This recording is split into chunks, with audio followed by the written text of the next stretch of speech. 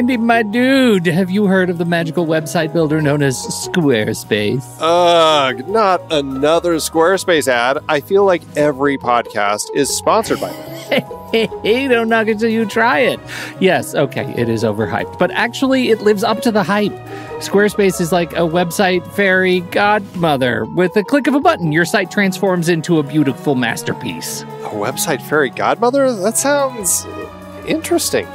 What makes it so magical? Well, for starters, those slick templates make anyone look like a professional web designer. Pick one, customize the colors and fonts to match your brand, and voila. Plus, the drag-and-drop Fluid engine is so easy, your grandma could build a site on Squarespace. Well, she did knit me a lovely scarf last Christmas. Maybe website design is next. Exactly. And when you're ready to sell your Nana's handmade scarves online, Squarespace has built-in e-commerce. Add a store with one click. Get flexible payment options. Then watch those sales roll in. And when she wants to teach others her steezy scarf skills, Squarespace's new courses feature is just the ticket. Nana can set up her curriculum and enrollments and payments in a snap and become the next e-knitting influencer. Oh, wow, you really sold me with the grandma angle. Sign me up for that free trial. Just go to thenextreel.com/Squarespace and transform your site into a beautiful Squarespace masterpiece. Well, thanks, Pete. Even though it's overhyped, Squarespace actually sounds perfect for Nana's site's needs. Appreciate the warning on the ads, though. I'll brace myself next time I listen to a podcast. Anytime. Let me know if you need any help getting that site up and running.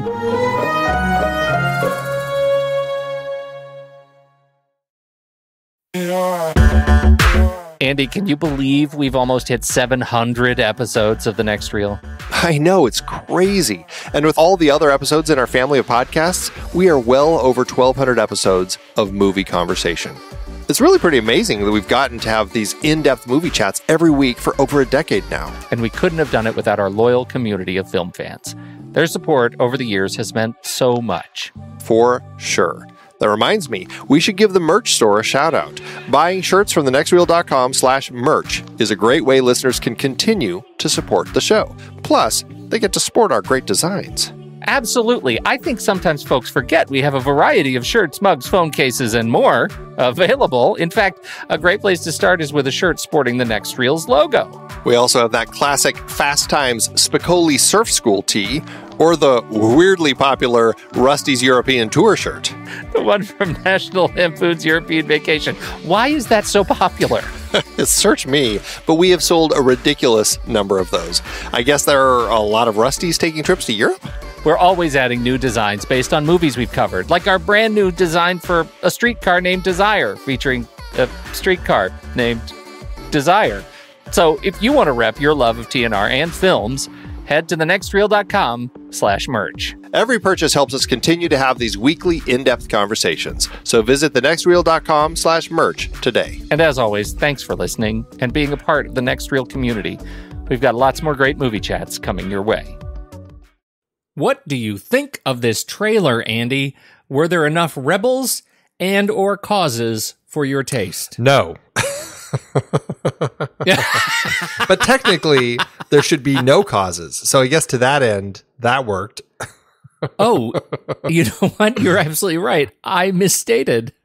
It is true to the title. It's not like PETA is featured in the movie prominently. There are no causes.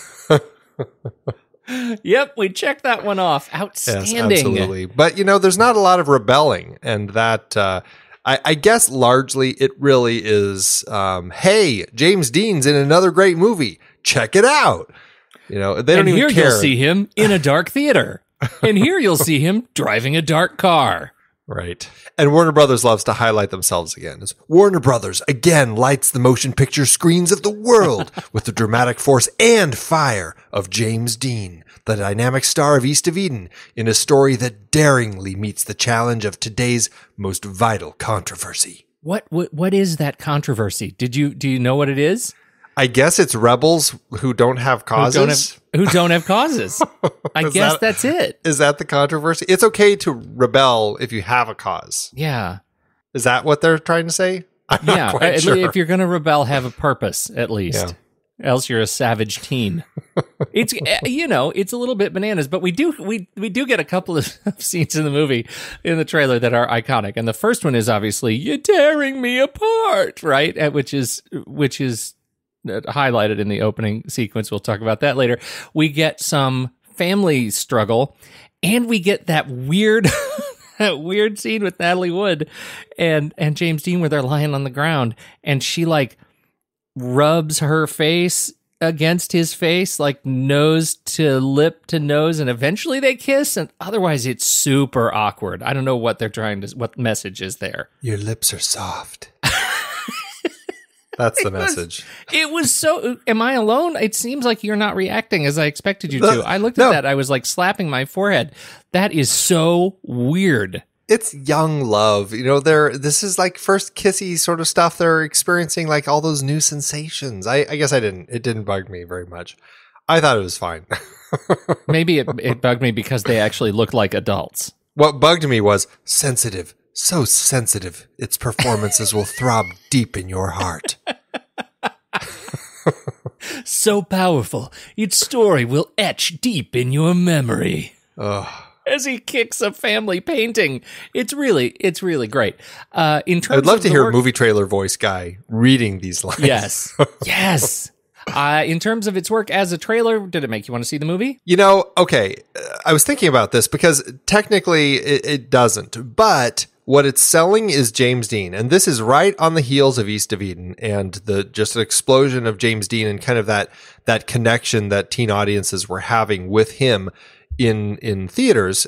I can understand why they sell it. And if I was of the age at the time and I saw this trailer, I would totally have been ready to go see this. So to that end, I think that they're selling the selling point of the movie quite well. See, that's what I was trying to make sense of. Like, by the time this trailer hit, East of Eden was out. They already knew him on television. And so we knew he was a commodity. And seeing him acting so strongly would have been a draw. Yeah. Right? Am I saying that right? I think so, yeah. I mean, he acted strongly in East of Eden, too. Oh, yeah, but that's what I mean. Like, on the heels of East of Eden, seeing him in a trailer come up in your local movie house, that's something you would have been excited about because you saw East of Eden. And now you want to see more of James Dean, and it's right on the heels of that. Yeah, and this was the only movie in his career where he got top billing, and the trailer emphasizes that. I mean, this is James Dean as the selling point. The trailer pushes that, and to that end, I think it works. And I think what is interesting about this, maybe that this trailer would have been airing and promoting James Dean before he died, even though the movie had not been released until a month after he died. Right. That's a weird crossover. It is a weird crossover. I was thinking about that too, because the trailer cutters obviously didn't have that foresight. Yeah. So, yeah. Yeah, or James Dean's powerful last Warner Brothers special film. Warner Brothers would fully take advantage of the opportunity to Totally. sell themselves again. See what happens when you're a rebel without a cause. Rebel without a clause. Jesus. Oh, there is The Rebel Without Claws, which I think is a movie about a cat. That's not this movie. That is decidedly not this movie. Cue the theme. Bum, bum, bum, bum.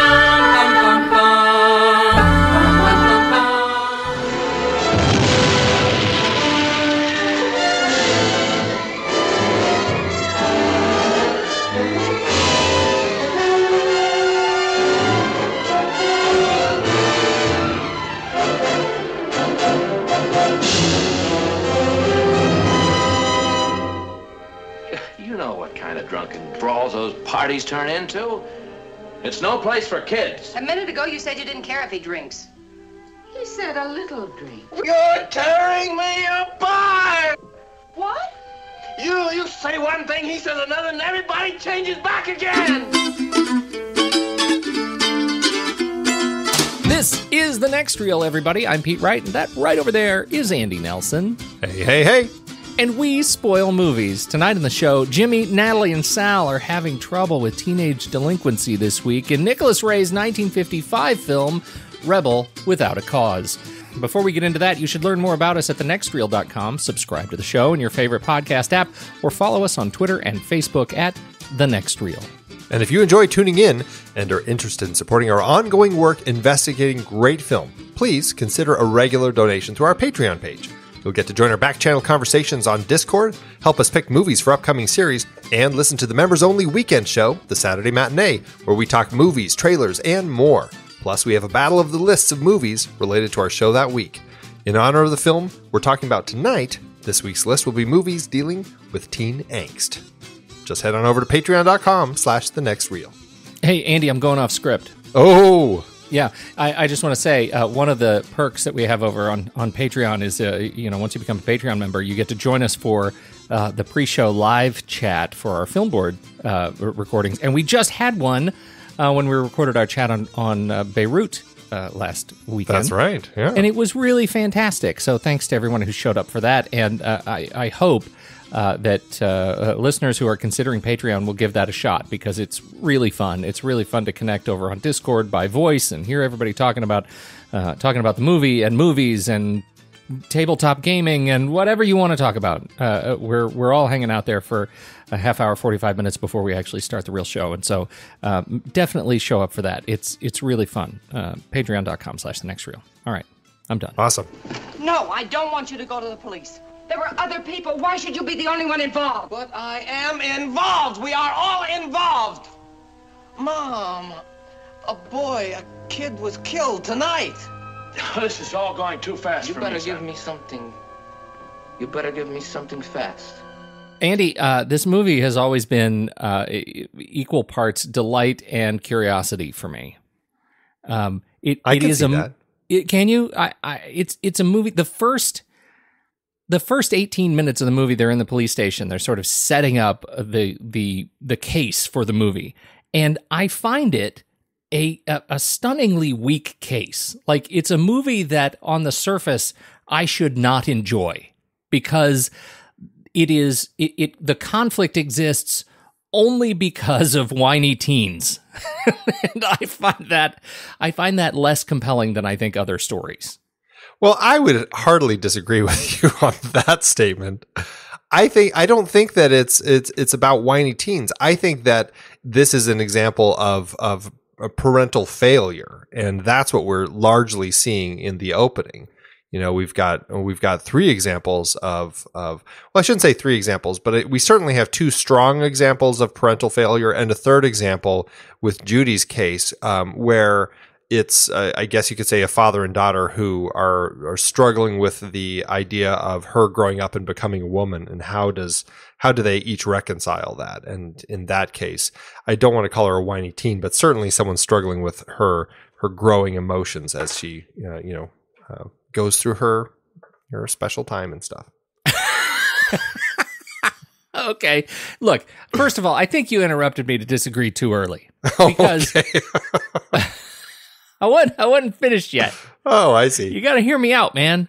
Look, listen, I think that you're right. I really do. I think that you're right. But you have to admit, and perhaps it's because now I'm a parent of teen, soon to be teens, that I look at this from the perspective of the parents first. And when I was looking at this movie as a teenager, I'm sure I looked at it from the perspective of a teen. And when I look at it as the parents first, I'm thinking, what would I be saying? What would I be doing if I were picking up my son from the police station for drunken disorderly? What would I be doing if I were picking up my daughter for breaking curfew? Those kinds of things. And if I walked into a police station and I saw my son sitting in a shoeshine chair making police siren sounds, I would have thought, this is complete nonsense, right? Now, if I were also Thurston Howell III, I'm sure it would have been pretty much exactly what was on screen.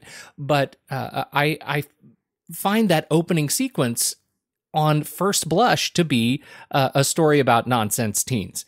And then it changes for me. And that's the important part, right? Then the movie changes for me, and you start to get to know these people, and you start to get a sense of how the dynamics that are on screen in the first, in the opening sequence are playing out in other contexts, are playing out on the way to school, are playing out at the observatory, are playing out at home, and it becomes something that I have quite a deep affection for, and it is, it ends up being, a great favorite film, and I'm embarrassed to say I haven't introduced it to at least my daughter yet. She hasn't seen it yet, and I don't think my wife has ever seen it, and I'm sort of ashamed of that. But I still stand by the case that the opening sequence makes a case for a movie that is built on the conflict that is weak and only gets stronger through the course of the movie. But it made me question our 5-star cutoff. I struggle to I can kind of see your point, but I also don't think that that it plays out completely that way through the police station scene. I think as we're following Jim's story, I mean, he's drunk and disorderly. We see him as he's kind of, he is kind of being kind of a drunk and belligerent teen. And his parents arrive and it continues. But I feel before we leave the police station, and we'll talk about this in our deep scene dive, I feel like we get a lot more with him and we get a lot more of the complexities of everything going on under, the roof where he lives. And we see a sense as to what's going on in his world. So I think, I think we can check that one off as being, fulfilled before we leave the police station. Yeah, I that's a good point, and I think you're right. That and in fact, our deep scene dive, like I think sets up the sort of central premise of that part of the trio of that relationship, that he's falling apart because his parents are falling apart. Yeah, and I think we get that particularly in the conversation with the police officer later in that same scene.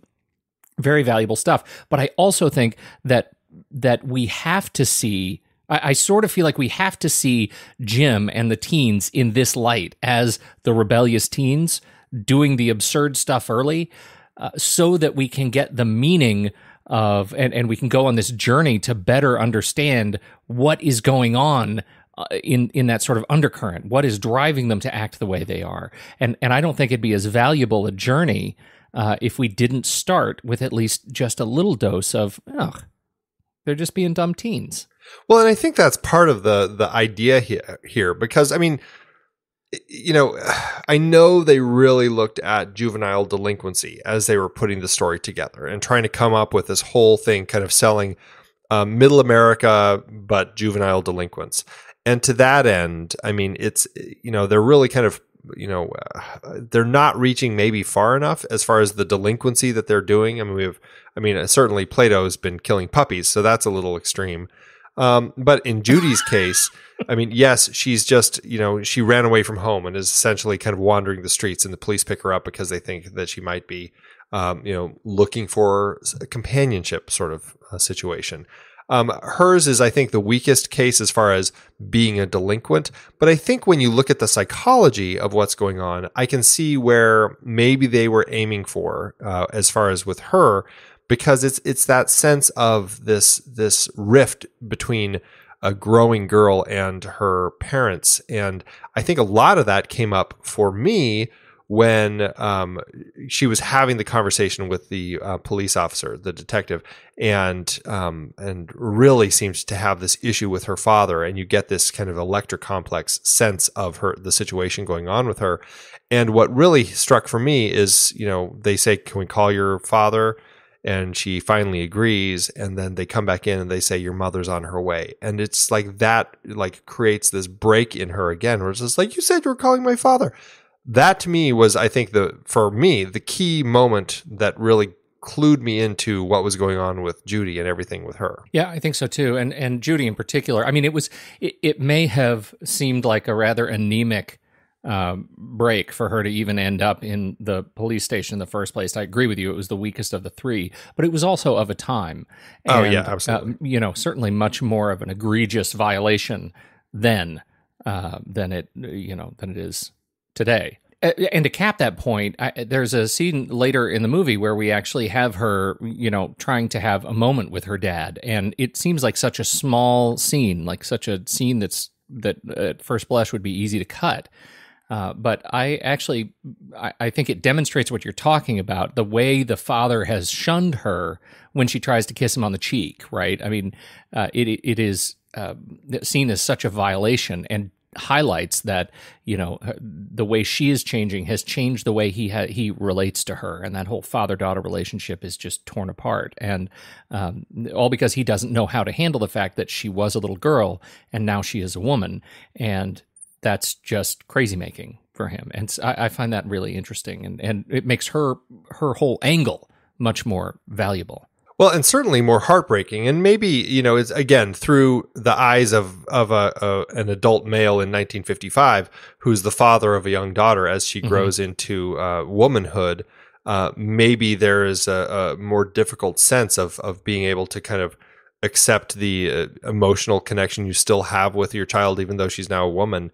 I feel like maybe today we are kind of past that, but it's still, I can totally see how that could be something that might be something for people to struggle with at the time, and certainly cause a rift as he's trying to figure out how to deal with it, which leads her, it's that break that she has of like, daddy's girl, and here he is shunning her, wiping off her lipstick because he refuses to acknowledge that she is growing up, and it makes for psychological damage and inevitable counseling that she's going to need as she grows up. Well, and on the other side of that, we have this display of bullying, but really, masculinity and masculinity and emasculation, right? We have the Chickie Run, the daring group of daring boys who are daring one another, even though they really understand this is a terrible idea, this thing they're going to do. To drive these cars off a cliff. What it really represents is how are we socializing boys? How are we socializing boys in front of girls, in relationship with their girls, in relationship to one another? And what is okay? Jim keeps responding negatively to being called a chicken, becomes kind of a refrain through the entire film. And so, it's between this and discussing the relationship between men and women in terms of father-daughter, this movie is deceptively progressive for 1955. Oh, absolutely. And the whole thing with the chicken and Jim and his relationship with his father, who essentially is a chicken and is completely emasculated by Jim's mother. I mean, that is such an interesting relationship, and to see how that plays out is, yes, I can see why some people might chuckle when they watch it, especially through today's eyes. But I find so much power in the way that the story is told. It really reminded me quite a bit of Edward G. Robinson's character in Scarlet Street, and how he's really emasculated by Kitty. And here we have very much the same sort of thing, where Jim's father is really emasculated by his wife. And again, you got that similar setup of him in the apron, kind of that floral apron, and having to kind of do her bidding. Really fascinating. And but on top of that, we're also looking at this fascinating character of Plato, who largely is kind of, I think that my sense is that there was definitely a little bit of subtext of maybe he's this gay kid. I know that if you look at Kenneth Anger and some of the kind of the more art house types of films, there was definitely kind of a gay rise in cinema. And I think that you get a little hint of this subtext of Plato being potentially gay, having no idea how to deal with this, and taking it out on, and the fact that he also has no parents around. Here he is taking it out. He's killing puppies. He has this violent streak that he can't control. I think that Nicholas Ray, in coming up with this story, is doing some really, really interesting stuff in 1955. Yeah, particularly around the father. And that's one thing you've got to watch, got to watch twice. And I know it hit me in reviewing clips again. It only hit me just today. Holy cow. Rebel Without a Cause is really centers on fathers and not the kids. Even though it's the kids who are on screen, the kids are a result of each of their fathers, right? We have one who is totally emasculated, Jim's father, and yet Jim has sort of subverted that role, and Jim has become effectively the father that he always needed. Plato doesn't have a father, and therefore he's gone completely off the rails. and started killing puppies. And Judy has a father who's pushed her away, and so she fell into a relationship with a young man who is taken on the role of a father in their little trio. And so, that's what I mean, like the transition that grew on me from the opening sequence to the final climax of the film, as this family has formed out of this high school community, and then been torn asunder by the adults around them who didn't understand what was going on. It becomes all that much more tragic. Especially as we get to the end and we've got these three kids living in their kind of Neverland. I've read comparisons of this film and these three characters to Peter Pan, Wendy, and the Lost Boys. Right. And that house at the end, kind of this whole Neverland world. You get this abandonment again when Plato wakes up and he's been yet again abandoned by his father, this time the replacement father that he's created in Jim.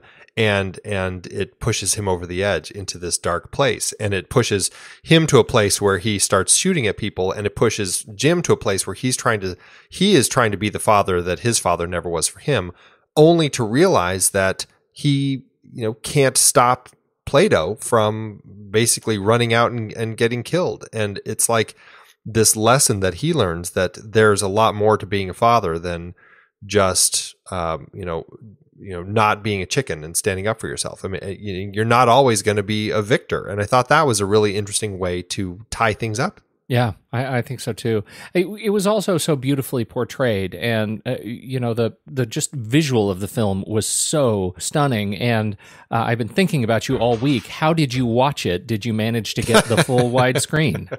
I sure did. Believe it or not, Amazon. It must be because this one is so much more widely viewed as a big classic, whereas East of Eden might be a little classic. This is a big one, and Amazon actually has it in the glorious restored CinemaScope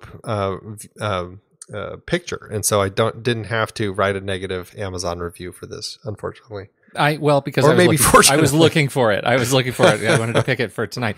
What'd you think of it? I thought that Nicholas Ray had as much an eye as Elia Kazan did in East of Eden. The way that he played with the CinemaScope lens and positioned the framing and did really unique things throughout. It made me just thrilled to be watching this film. I mean, from the opening shot, when we get this, low camera right on the ground with this toy monkey, and James Dean comes down to the ground with us, and the whole opening title sequence there, to the last shot, which is overhead looking down, almost like God watching these little figures as the police pull away, and Jim and Judy have essentially kind of been forced into adulthood, I guess you could say. And then the beautiful shots throughout. I love the Dutch angles that we get, like when he's arguing with his parents on the staircase, and you've got that great push me, pull you sort of thing happening there. It's just beautifully, beautifully shot. It's just gorgeous, and I know we'll talk more about this a little bit, but the whole idea that this movie was originally conceived as a B movie, and was reset after they'd already started production. I want to hear about that. Talk a little bit about how this movie came to be. Well, it's interesting. Warner Brothers apparently latched onto this book back in the 40s that Robert M. Lindner had written called Rebel Without a Cause, the hypoanalysis of a criminal psychopath, that really was a book about a teenager who had turned into a criminal, and it's kind of analyzing him. By no stretch is it an actual novel. It's really just kind of a medical breakdown of this kid. But they liked the title so much, so they optioned the book just so they could have the title, which I think is hilarious.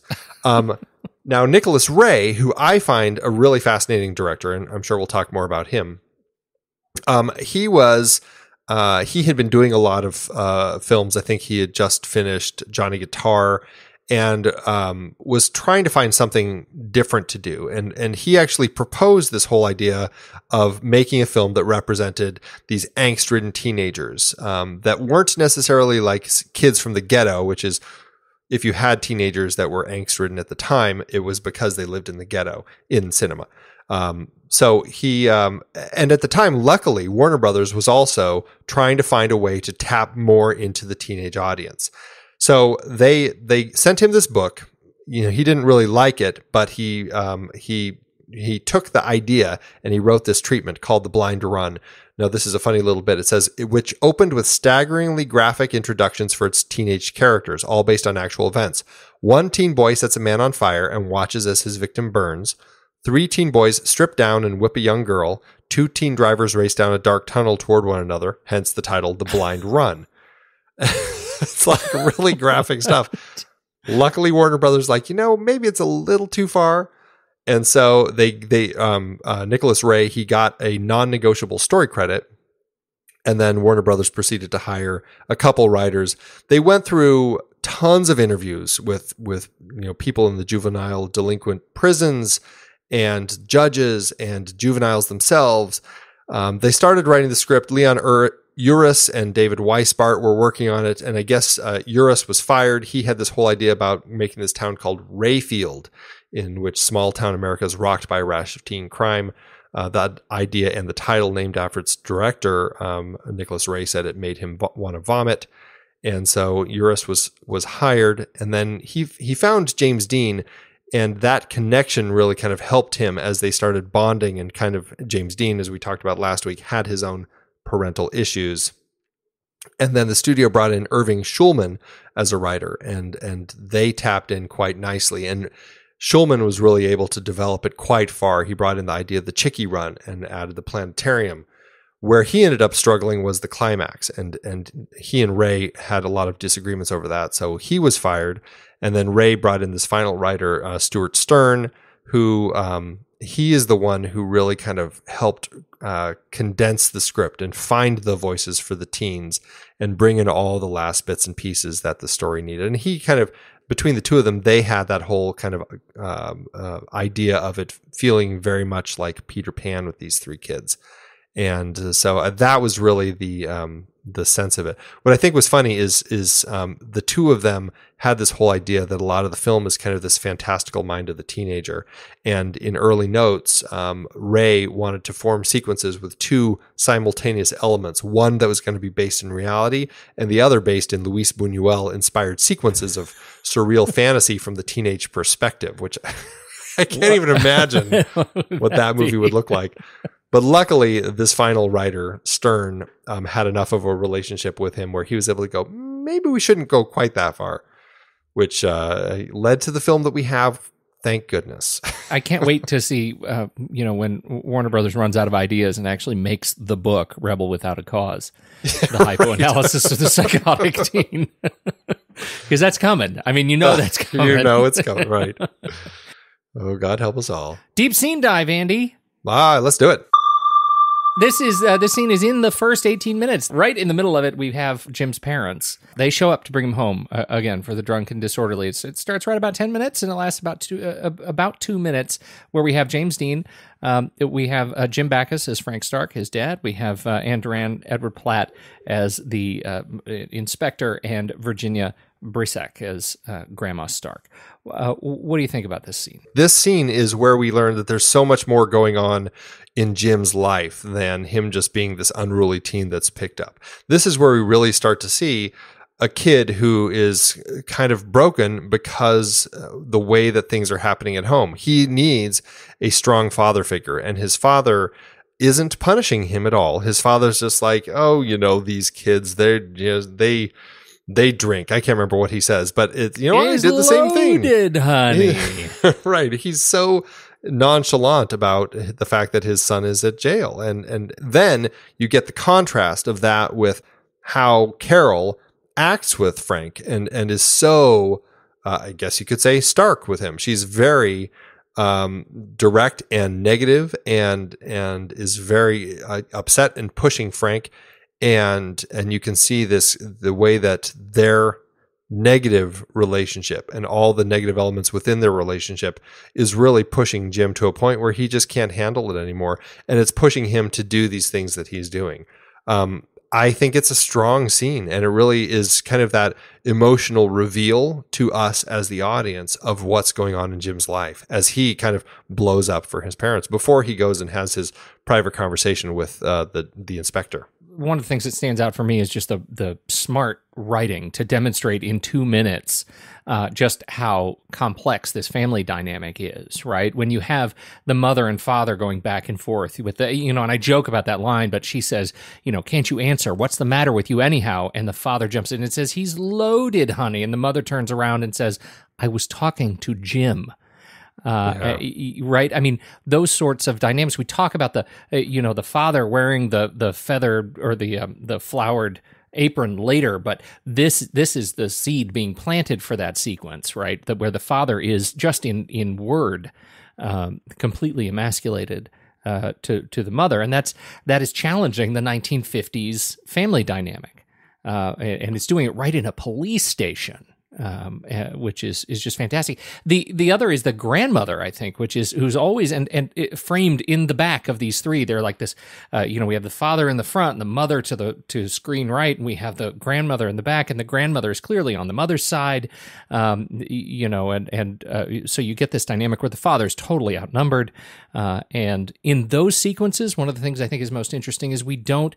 I think we maybe once actually see Jim in the frame when focused on the family, right? It's usually cutaways back and forth between Jim and the rest of the family, further demonstrating visually that there is a separation between the two. And I think that's just a really smart cutting. It's also just an interesting note. I found it interesting that the grandma is actually Grandma Stark, which makes me go, okay, so that means it's Frank's mom.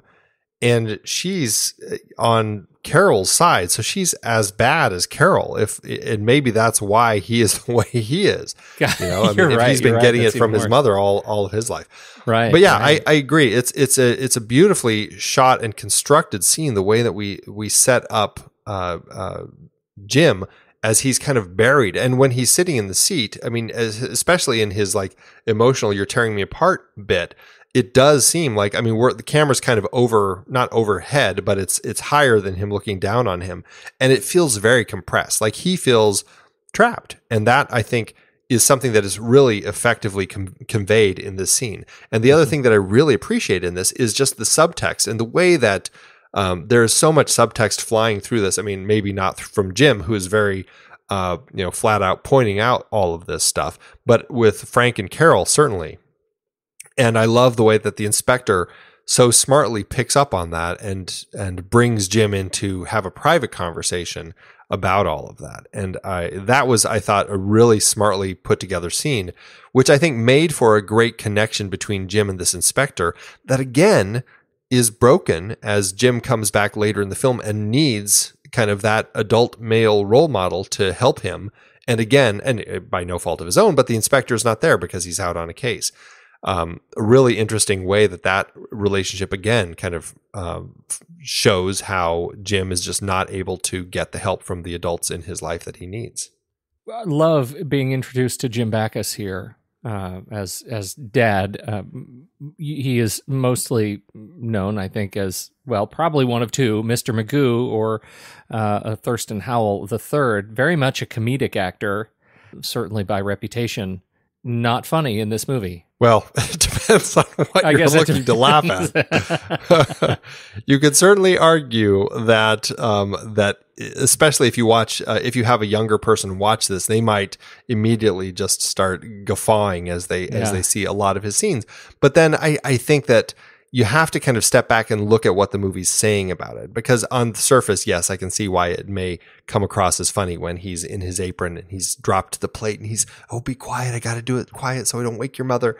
It's a little silly, but in context of the story, I think absolutely it's almost more heartbreaking, really, as you kind of look at it and see exactly what he's come to as a man, and which I think gives a lot of hope, maybe. And I always put a question mark at the end when he is really now at the end trying to sell himself to his son, saying, you know what, I'm going to try to be there for you. I'm going to try to be the man that you need me to be. Yeah. And it's a nice connection between the two of them as the film ends and as he kind of also reconnects with his wife. But I also still question, I'm like, I wonder how long that's going to last. it doesn't feel like it's going to be something that lasts all that long. And I love that you say it leaves you with hope ? That to me it feels so much like another loss. Like and that Jim probably knows that too. That he's been ridden around this on this horse too many times. Right. So I find it really sad, but I love seeing Jim Backus in this part. I think he really is fantastic, just fantastic. Anne Doran is Carol Stark. Her strength comes for me. I mean, this scene I think she's fine, but for me, her real strength comes when she is playing the scene on the staircase. When they're really kind of having it out and leading to him kind of throwing his dad over the chair, and she comes and grabs him and stuff. That to me is the shining moment of seeing Mom in her full power and everything.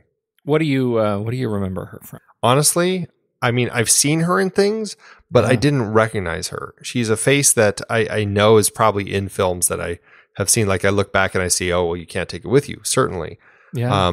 But I don't know. I mean, she had a huge career. I just don't. I don't know if there's much more I remember her from. 376 credits from film and TV for just decade after decade, and I couldn't tell you. Hey, I mean, her top 4 on IMDb, obviously Rebel Without a Cause, You Can't Take It With You, The Man They Could Not Hang, and The Strange Love of Martha Ivers. Yeah, I've never heard of those two movies. Obviously 1939 and 46. I just don't know them. I feel like that's another one of those faces I should be more acquainted with. Yeah. Both of us.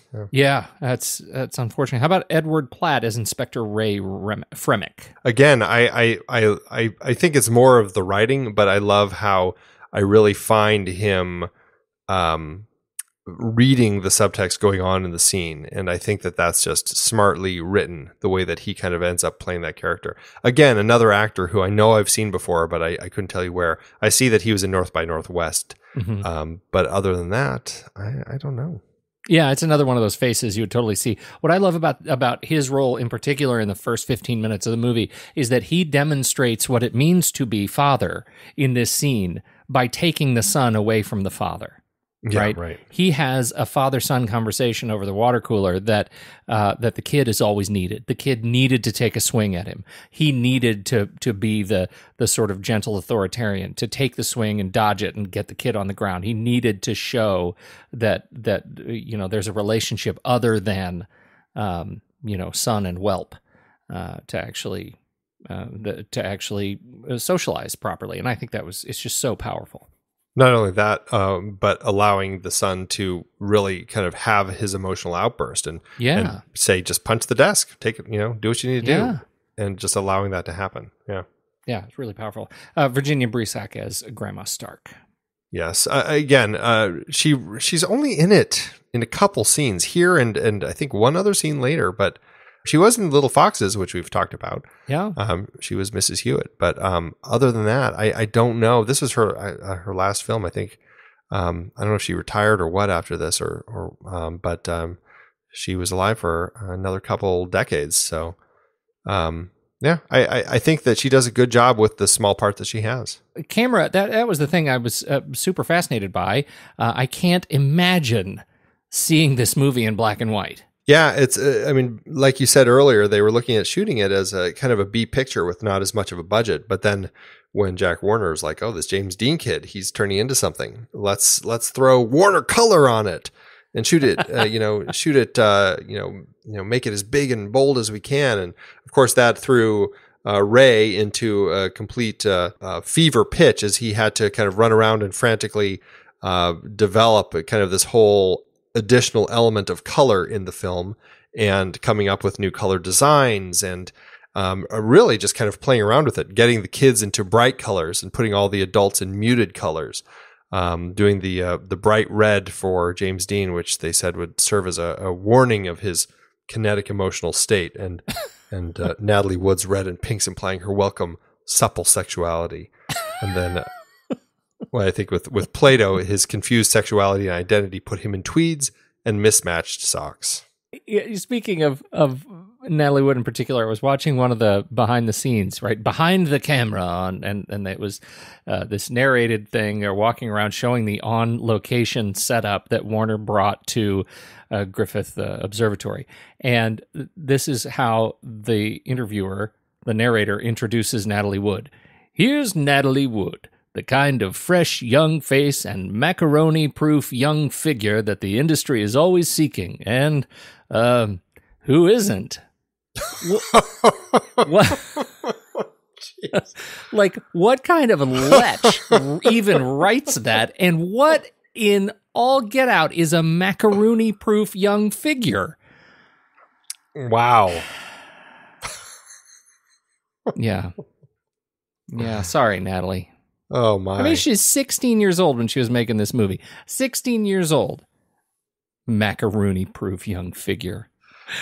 Anyhow, get me back on track. What were we talking about? Oh, Ernest Haller. This is what you get when you put the Gone with the Wind guy behind camera in L.A. with CinemaScope with Nicholas Ray, who really was enjoying the new tool of the CinemaScope and really playing with it and learning the different ways he could employ the widescreen frames, cranes, the different angles that he could get. I guess he became so good at the way he employed CinemaScope in his films after this that he was a very popular director with the European cineasts, very much somebody that they were big with as far as the auteur theory. They started calling him Mr. CinemaScope because they said that his compositions were unlike anything else on the screen, which I can certainly see starting right here. Yeah, and what's so funny in terms of the deep scene dive, starting right here, just in how he frames these four people in that huge wide screen, it's really smart blocking, and the way we get, even to make the widescreen feel compressed, we have this conversation that's going on, and we know that Jim's in the corner, and occasionally Jim's arm shoots in from a screen left and like pokes at his father and kind of winds around as he's making noises, and the whole mechanism that's going on in the frame is really smart capture. I had a great time. Absolutely. Credit for the red jacket. Costumes, Moss Mabry. It's kind of become one of the most iconic images of James Dean is what we see here, kind of in the latter half of the film with him in his red jacket, and just it's on the poster. It's just such that iconic look that he really kind of created. So kudos to Moss for kicking that off. And you know what's interesting about that red jacket, Pete? That red jacket apparently disappeared and was never seen again. And I don't know if somebody stole it and has been hiding it all this time, or if that red jacket just got discarded because nobody knew that it was James Dean's from this film. Or someone's just wearing it and doesn't know that it's James Dean's from the film. Or hey, this is a nice. Look at the find I got at Goodwill. Right. Yeah. Check your closets, everybody. You might have James Dean's jacket. We talked briefly about how the thing got made. Stuart Stern had the screen story, Irving Shulman adaptation. Nicholas Ray apparently had the story. What do you think? I think we kind of covered it already, but what I did want to say is the way that this got credited just goes to show how confusing the Writers Guild is. I kind of talked in the history as far as how it got made, as far as Nicholas Ray got a non-negotiable story credit for the film. And then they brought in Eulis to do some writing. He was fired. They brought in Shulman to do some writing. He got fired. And they brought in Stern to do some writing, who finished it off. Stuart Stern is the one who gets the screen story credit. Irving Shulman gets an adaptation credit, which I guess is for being the one to really kind of tap into what Nicholas Ray's story was about and adapting it into an effective idea. I don't really know. I don't know how that's an adaptation. But yeah, and then, of course, the non-negotiable story credit by Nicholas Ray. The crazy world of the Writers Guild and contractual negotiations. There you go. Wow. And note, Weisbart or Leon Uris got nothing. Right, You'll get exactly. nothing and like it. Well, when he came up with, what was it, Rayville, I guess that was the door was closed. Right, exactly. The door was closed. Okay. Nicholas Ray, I have to say, this is another one that I think this may be the only movie I've seen of Nicholas Ray's. Is that possible? Oh, really? He is a director I would love to do a whole series of Nicholas Ray. And he's a director I would just love to go through and chronologically watch all of his films, because the ones that I've seen of his, I really enjoy. On Dangerous Ground and They Live by Night are two of his films that I've seen. There's many others that he's done that I've always wanted to see. I've just never gotten around to. And after watching this film and reading up about him, and just hearing the stories that came out of Europe as far as the auteur theory and just kind of the love they have for him, I'm like, man, he's somebody I should really pay more attention to and really look deeper into his filmography, because I think there's a lot of gems. Certainly the ones that I have seen, I've really enjoyed. Was it contemporary controversy that Nicholas Ray had some shenanigans going on there, or is that just what we know in memory?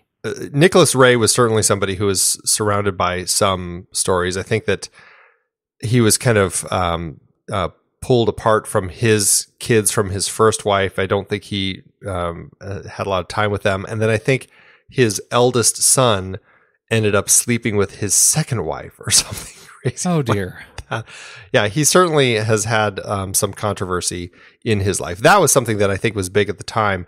But I know he was, there was stories that, when this film was being made, he had a relationship with Natalie Wood, who was 16 years old, and he was, I think, 43, 44. So that's pretty gross. And also being a bisexual, he apparently also had a relationship with James Dean.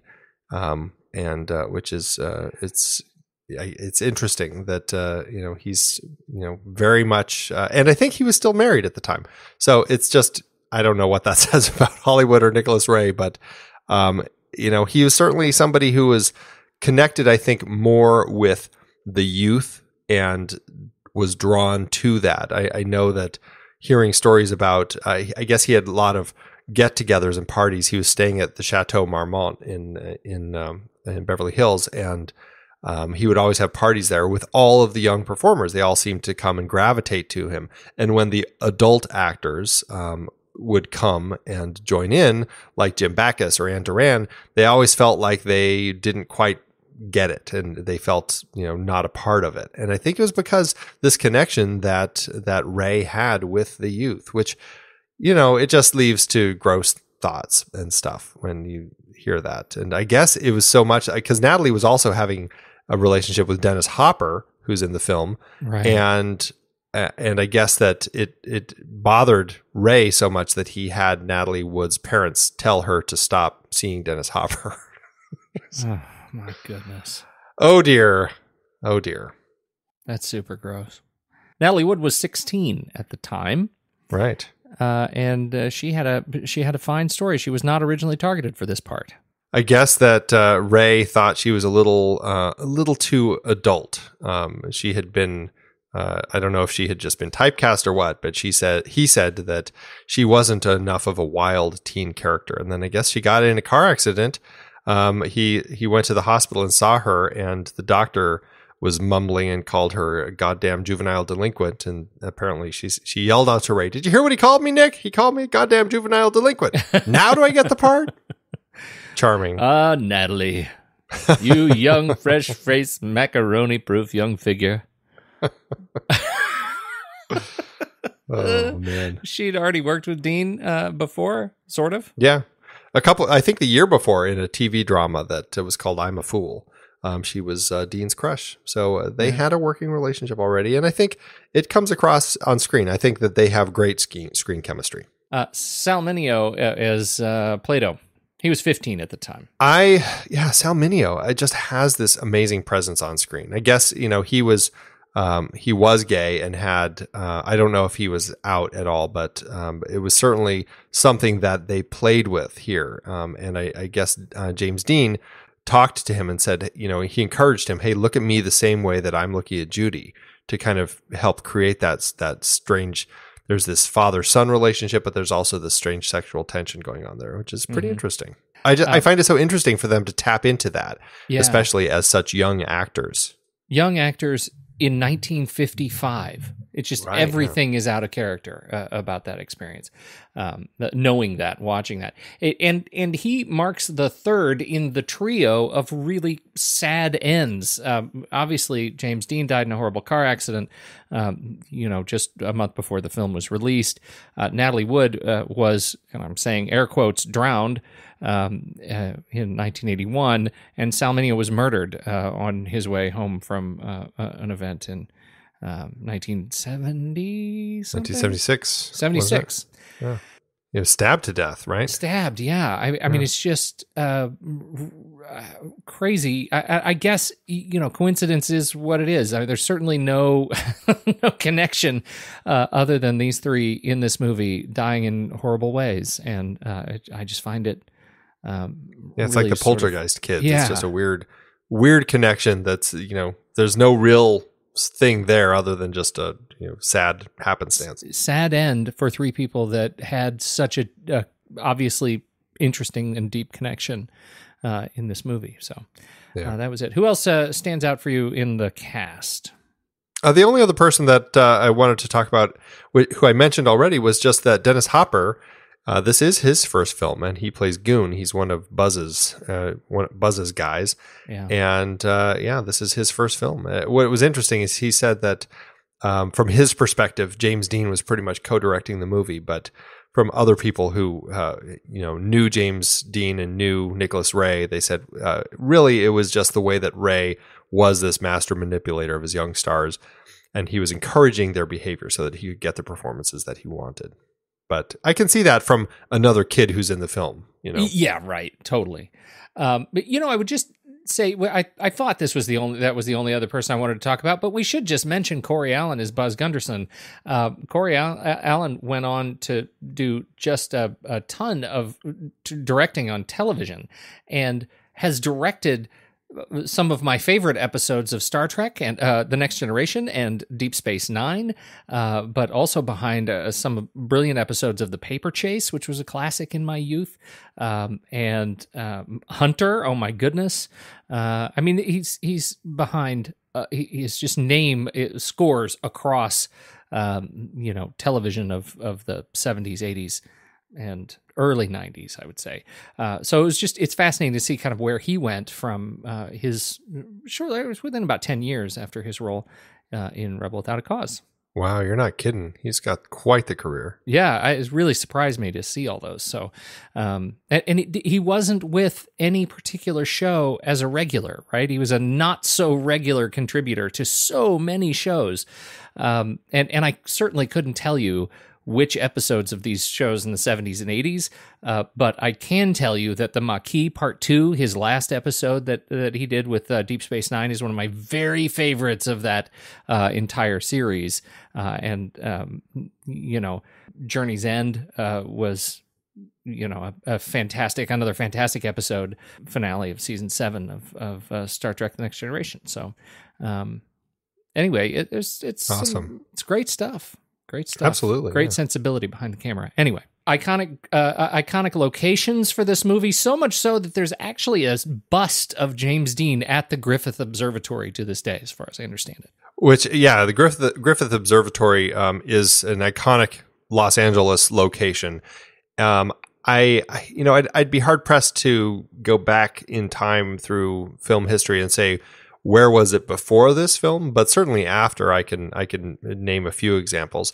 It's a great location, and what I love about it is the idea of having these kids go to the planetarium and have this guy give this really kind of morbid and trippy explanation of the universe and how man is there's almost no point, or I can't remember what he says, but it's just whatever man does is just like meaningless because the universe is so much bigger and grander than us, is basically how he describes it, which works so nicely when they're getting ready to do the Chicky run and Jim and Buzz are talking and Buzz is like, I kind of like you. And Jim's like, well, why are we doing this? And he's like, yeah, what else are we going to do? Yeah, exactly. It ties in so nicely with what this astronomy guy is talking about. It's just like, it's meaningless. None of it really matters. And I thought that was a great connection with this, and just the way that it's almost like this kind of weird rebirth in the planetarium that we have. We also have the high school. Now, this is one of those high schools we've seen time and time again. Is that right? I don't know. Is it? Huh. So it's not this is not the LA / Malibu / Beverly Hills stand-in for all high schools. 17 again was filmed there. Okay. And Rebel Without a Cause. That's all I see. Only two. All right. Yeah. All right. Is what it is. Yeah. Santa Monica High School is what it was. Santa Monica High School. That being said, it has quite the list of alumni that have gone through its doors. Would you like to share some of them? Ry Cooder, Dean Cain. Wow, Dean Cain. We've got Robert Downey Jr. Oh, I bet they were buds. Yeah, Emilio Estevez. Yep. Yeah, it's a huge list.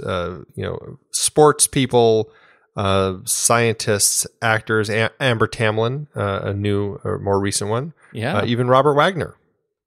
Speaking of Natalie Wood. There you go. I knew we'd find a connection. That's right. It all comes back to Robert Wagner. Yes, and what about this mansion? This is what LA was. There's just mansions strewn about. abandoned mansions. Oh, yes. I guess the exterior of the mansion, the scenes for that were filmed at this place called the William O. Jenkins House, which keen-eye film observers would recognize as the exteriors for the house in Sunset Boulevard. And then, sadly, this place was demolished just a couple years after this movie was filmed.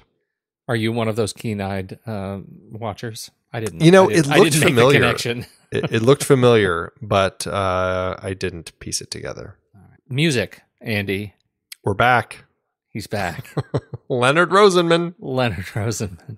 What I like about it is the main theme, which I think is a strong main theme here that he comes up with. But I particularly love the main theme because there's this fantastic album that Petra Hayden put out called Petra Goes to the Movies, in which she does amazing a cappella renditions of all sorts of themes from movies. And this is one of the main themes that she sings, and it just is great. Her cover of the main title from Rebel Without a Cause just really highlights the fantastic nature of what Leonard Rosenman did here. I am right now, Andy. Right now, I am adding Petra Goes to the Movies in Spotify to our show notes. So swipe over the show notes, and you can open the album in Spotify, or the link right above that is the YouTube link of just this track.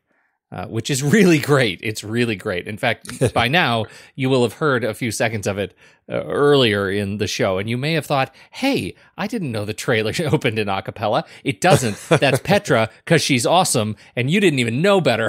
Ha! Surprise! All right.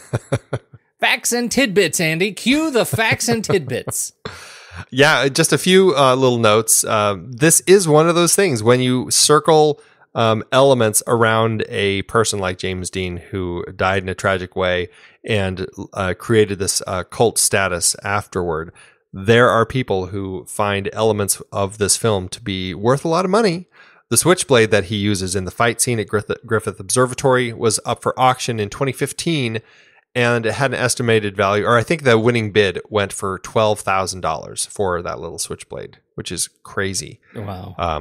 I already mentioned that the jacket mysteriously disappeared, and I guess that his 1949 Mercury coupe that he drives is now in the permanent collection at the National Automobile Museum in Reno, Nevada. So it's a film that has generated a lot of money just because James Dean was involved with it.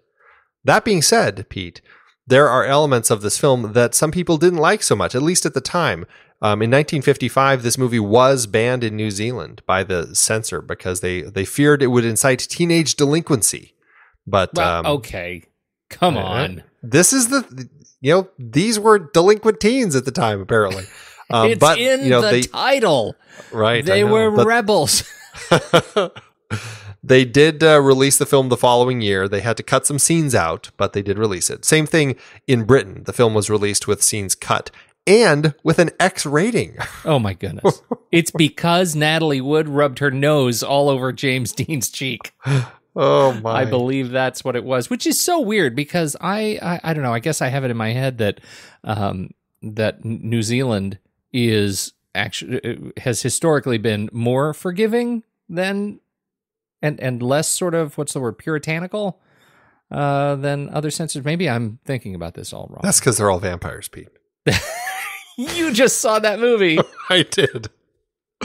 Oh, good. I'm so glad. Oh, now we can speak again. But the movie it was a very inspirational movie for artists because of the James Dean connection, because I think a lot of artists grew up at the time when this film really hit home for them.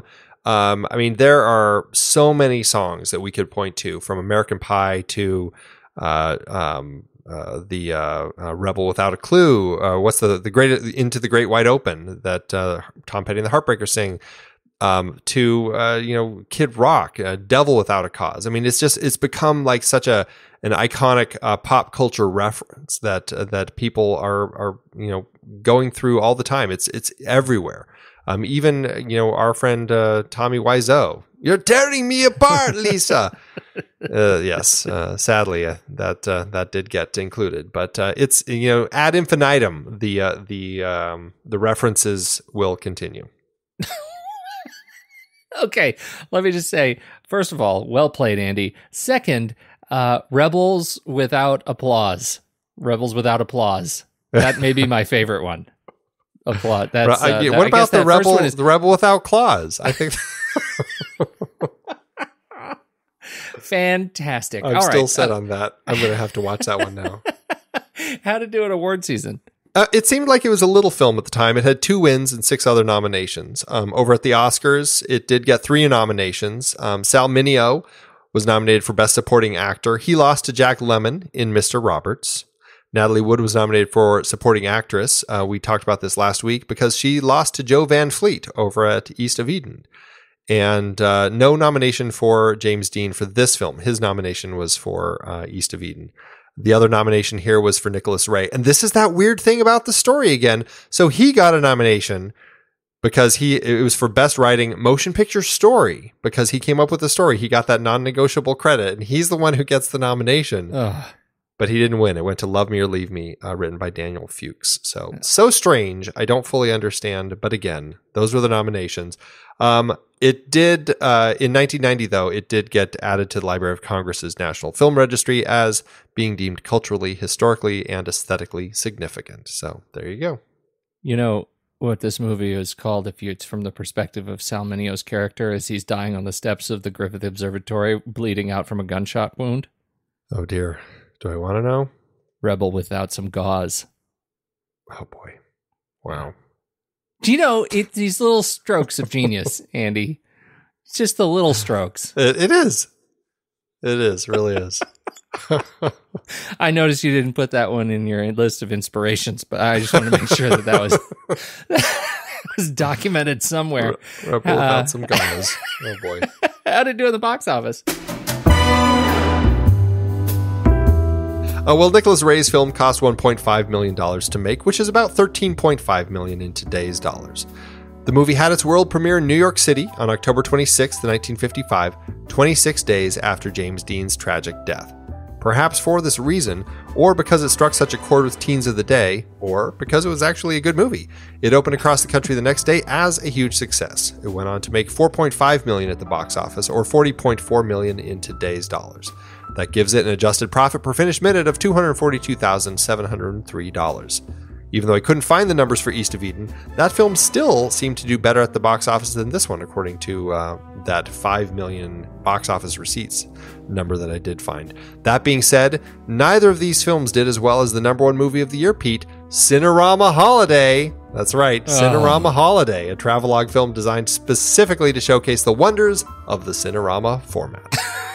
Anyway, Rebel was a success and certainly propelled Dean into his own stratosphere. That's fantastic. When are we going to get Cinerama Holiday on the list? That's got to be part of a series. Travelogue films. Boy, that'll be fun. Our top 5 Orama movies. Oh, Andy. All right. Well, I think it's probably time right now for us to rank it. Let's do it. Head over to flickchart.com/thenextreel. You'll see our list of movies that we've talked about on this show. Or you can just swipe over in your show notes and tap Flickchart. It'll take you right to this movie where you can add it to your very own list. We'd love to hear how it stacks up against ours. What's up? All right, first up, we have Rebel Without a Cause or Numi, the girl with the dragon tattoo. I am a Rebel Without a Cause, please. Out of the gate, it's a tough one with the girl with the dragon tattoo. I got to tell you. Yeah, I agree. I'll give you Rebel, though. I feel like, I can see this one living in the top half. Honestly, that's my decision here. It's really a tough call, but I just believe this needs to be in the top half. Rebel Without a Cause or Live Free or Die Hard. I'm sorry, I have to go with John McClane on this one. I'm going to go with John McClane, too. Rebel Without a Cause? I know. Or Beverly Hills Cop. I'm going to say Beverly Hills Cop. Got it with the banana. I don't know if I'm 100% sold on that because I feel like I had more issues with it this time. Yeah. But it is a fun film. I think I'm Rebel on this one. Yeah, I'm waffling now. Now I'm regretting my choice. I think I'll go with Rebel. I'm going to take you to the mat. No, I'm going to say Rebel. No, I think we should do it anyway. Why? Okay, all right, let's go. What's next? Rebel Without a Cause or The Wizard of Oz? Ooh, nice rhyme. Wizard of Oz for me. I get excited about these little things. There's a joke coming. It's just not fast enough. All right, Wizard of Oz.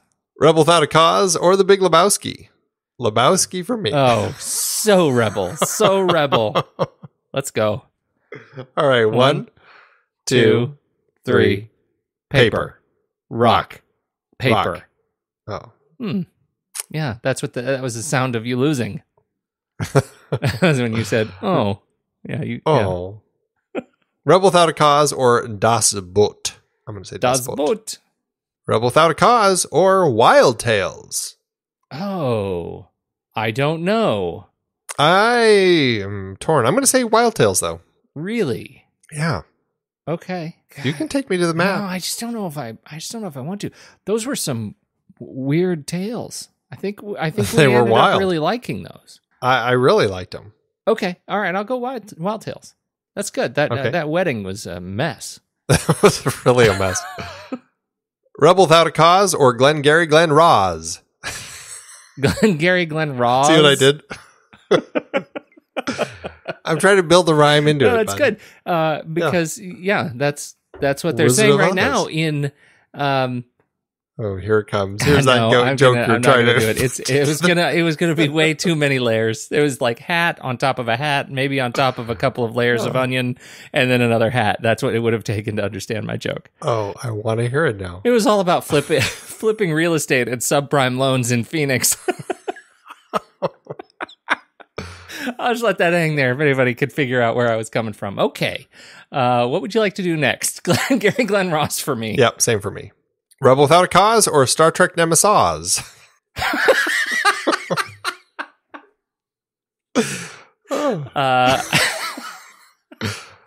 I will say Rebel here. I do like Nemesis more. I have more appreciation for it, but I'm still going to say Rebel here. Yeah, definitely Rebel.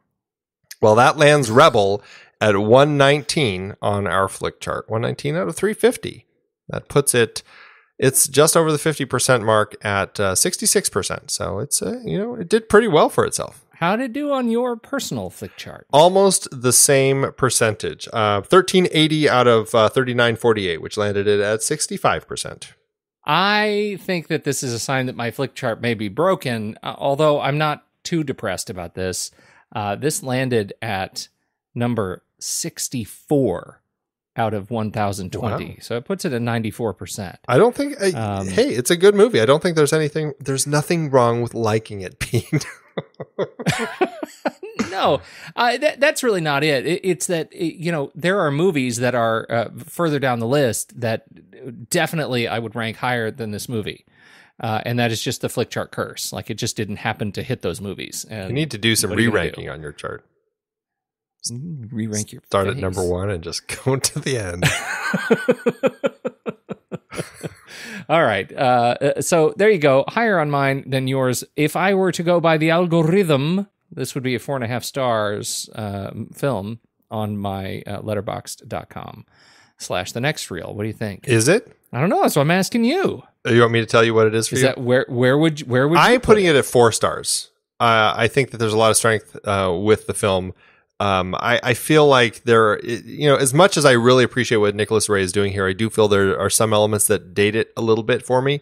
But on the whole, I had an incredible time with this film. So I think a 4-star and a like is a good place for this. It could go up on future viewings, though. I really did enjoy it. I mean, I agree with you. I think it's right. I think it's a 4-star film for me. And mostly on this viewing, it went up in my esteem just because of how weirdly progressive and timeless so many of these issues are, as much as... and that's why I brought up earlier the 5-star cutoff, because this movie didn't start as a 5-star film for me. It starts at about a 3-star and goes up from there. And that's kind of fun, to sort of feel like I'm getting more and more into the film. Like it's not losing anything. I'm actually taking stars that other movies have lost, and I'm donating them. This is that half star that Jim Carrey movie lost for its bad title.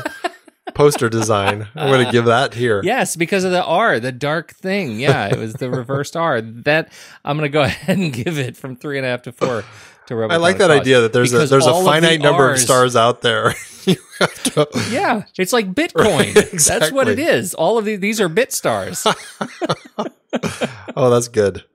Andy, this is a new thing. Maybe we need to start a blockchain. We should find a way to make money off of this. I'm telling you, these are gold, these ideas. They are gold. There are a finite number of stars, and you just have to place them right. Exactly.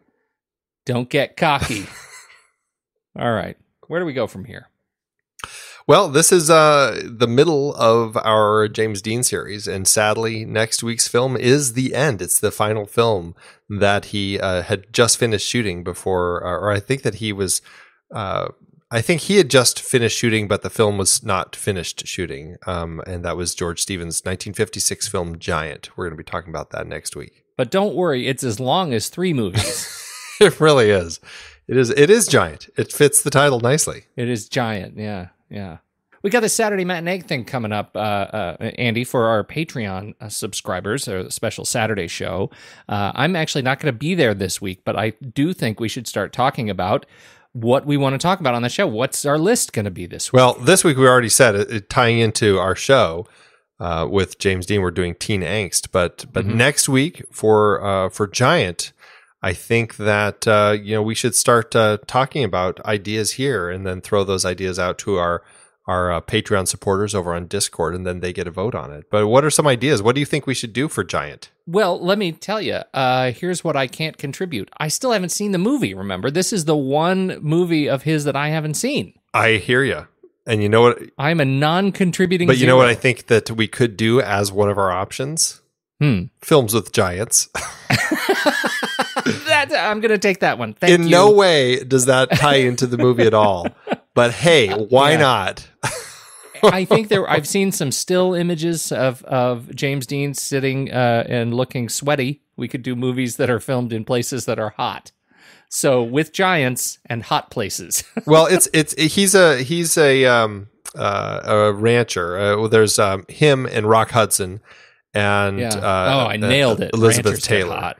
Yeah. And there's kind of this whole Western ranch vibe that they have. I think that we could do films that deal with oil, because certainly oil plays in big as James Dean's character strikes oil. So we could do somehow we could tie in oil. We could do films that deal with people striking it rich because of oil. I like that. Certainly can think of movies that help or that answer that. Yep.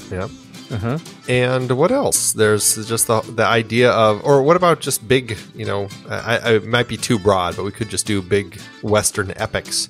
Epic Westerns. Yeah. I feel like those are a little bit non-specific, but, maybe But that's kind of what we want for our... Yeah. Because remember when we did stamps, and it was so specific... Films involving stamps, and you really end up limiting yourself to a few films. Although that's really where some of our most glorious cheating started, which was the works of Terrence Stamp. Yes, you are correct with that.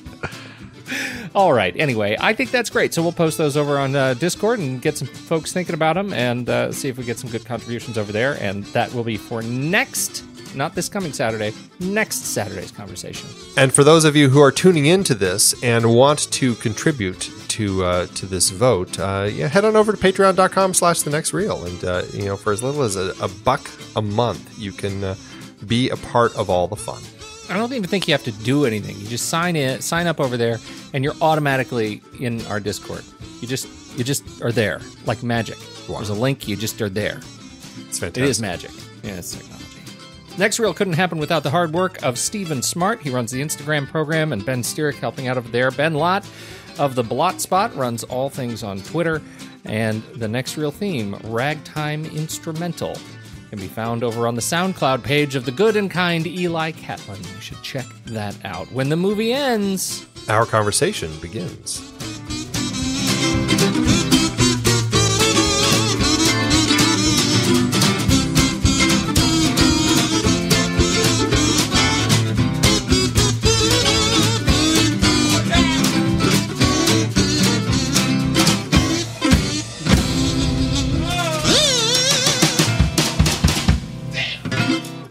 Amazon giveth, Andy. As Amazon always doeth. Now, there are only 2 pages of 1-star reviews on this movie out of nearly 500 total reviews on Amazon. But those 2 pages do yield some gold. Oh, yes, they do. They do. 1 whole star of gold. These are people who do understand the Next Reel Gold Star Economy program. They're saving the rest of their stars for other movies. Why don't you kick us off? All right, I've got a 1-star by Hinkle Goldfarb, who has the best Amazon reviewer name thus far. Hinkle Goldfarb, who says, only one problem with this film. It sucks. Alternative titles for this film should be Rebel Without a Plot or Phoniness Without a Cause. I can't decide which one is more accurate. It's a tough call. During the film, I never got the feeling that this was even a half-hearted attempt at describing real life. The fact that this false, artificial, self-involved movie was a touchstone for a generation of the same qualities should tell you something about the decline of our society, and not just the decline of Hollywood filmmaking. Hinkle hitting where it hurts. Hinkle does. But at least Hinkle got into the alternate title game. I noticed nothing in here as good as Rebel Without Some Cause, but okay. I got a 1-star by viewer who says, this movie is crap. This movie sucks for so many reasons. I can't fit them all in the 1,000-word space that Amazon gives me. For starters, I'll give my impression of the 3 lead characters after watching this movie. Natalie Wood's character is bipolar, and Sal Mineo's character is a little on the gay side. To make it worse, the plot is boring, unrealistic, and inconsistent. Oh yeah, and where does this image of James Dean wearing a leather jacket come from? Although it was even shown on the cover of this DVD, he doesn't wear a leather jacket in any of his 3 starring roles. And to think, there is actually a James Dean brand of leather jackets with his face on the inside of the jacket. It's a conspiracy. Wow, you did a really good job of amping up the anger and the frustration as you read that. It was great. Because I don't think that viewer actually cares as much about the movie as he does about the leather jacket thing, and I felt like that's where we really need the power. We really need to get into it. The only one comment we have is to this is the Plato character was supposed to be gay, and Dean wore leather jackets in real life. So anyhow, I just I appreciate the people put their heart and soul into this. That could have been you, Andy. That could have been you. It could have this whole CinemaScope thing. It could have been. Amazon is lucky. They are lucky they did it right. Tear their pages apart, Andy. Tear them apart. Oh, you don't want to start. Thanks, Amazon.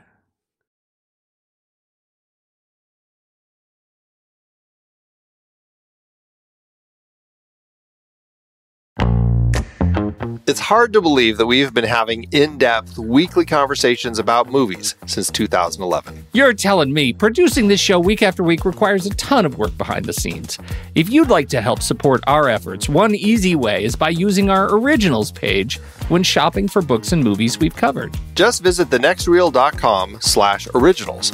Your purchases made through our links give us a small commission at no extra cost to you and allow us to keep having these great conversations. I was so excited for our big Star Trek film franchise series this season. All those movies adapted from Gene Roddenberry's original 1960s TV show. As a huge fan, I know that you geeked out over analyzing the adaptations.